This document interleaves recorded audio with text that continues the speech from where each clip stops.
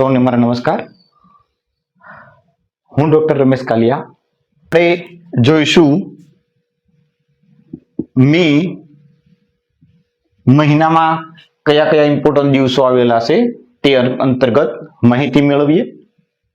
1 મે ગુજરાત અને મહારાષ્ટ્ર સ્થાપના દિવસ તરીકે ઓળખાય છે, જે મુંબઈ પ્રાંતનું વિભાજન 1960 અને 1 મેના રોજ થયું હતું. આ જ દિવસે એટલે કે 1 મેના રોજ આંતરરાષ્ટ્રીય મજદૂર દિવસ તરીકે ઓળખવામાં આવે છે. 13 મે વિશ્વ પ્રેસ સ્વતંત્ર દિવસ.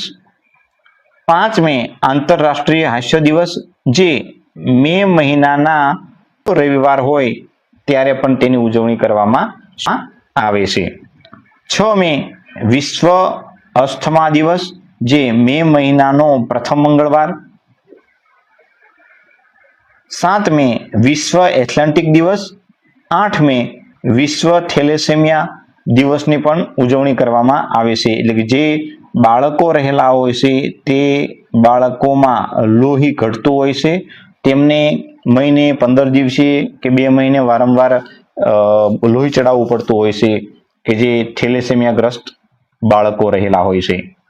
આ ઉપરાંત 8 મે વિશ્વ રેડ ક્રોસ દિવસ તરીકે, 10 મે વિશ્વ પ્રવાસી પક્ષી દિવસ તરીકે, 18 મે મધર્સ ડે, જે મે મહિનાના બીજા રવિવારે પણ ઉજવવામાં આવે છે. 11 મેનો દિવસ રાષ્ટ્રીય પ્રૌદ્યોગિકી દિવસ તરીકે ઓળખવામાં આવે છે. આ ઉપરાંત 12 મે આંતરરાષ્ટ્રીય નર્સ દિવસ, 15 મે આંતરરાષ્ટ્રીય પરિવાર દિવસ, 16 મે રાષ્ટ્રીય ડેન્ગ્યુ દિવસ, 16 મે સિક્કિમ રાજ્યની સ્થાપના દિવસ ગણવામાં આવે છે, જે સિક્કિમ રાજ્યની સ્થાપના 1975માં થઈ હતી. આ ઉપરાંત 17 મે વિશ્વ સંચાર દિવસ, 17 મે વિશ્વ હાઇપરટેન્શન દિવસ, 21 મે ચા દિવસ તરીકે પણ ઓળખવામાં આવે છે.